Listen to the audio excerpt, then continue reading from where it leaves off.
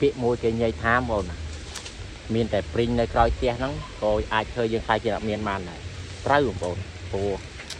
ឥឡូវឧទាហរណ៍ថាបើសិនជាយើងមានព្រីង4 5ដើមហ្នឹងបងប្អូននៅក្រោយផ្ទះអញ្ចឹងណាអញ្ចឹងមកកំប៉ុងគេព្រីងផ្លែវាកន្លែងខ្លះក៏អាចលក់ទូថ្លៃកន្លែងខ្លះបើតាមខ្ញុំដឹងអាចគេដល់10000នេះអញ្ចឹងទៅបងប្អូនណាមកកំប៉ុងណា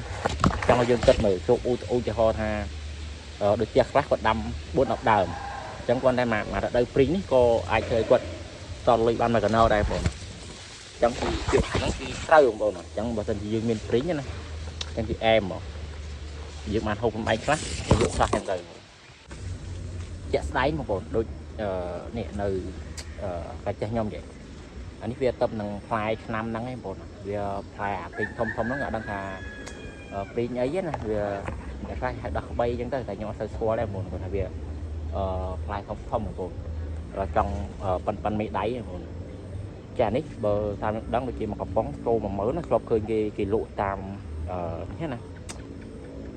តាមទូរស័ព្ទតាមអីអញ្ចឹងវាអាចជួយយើងមកសល់លុយដែរតែសារនេះវា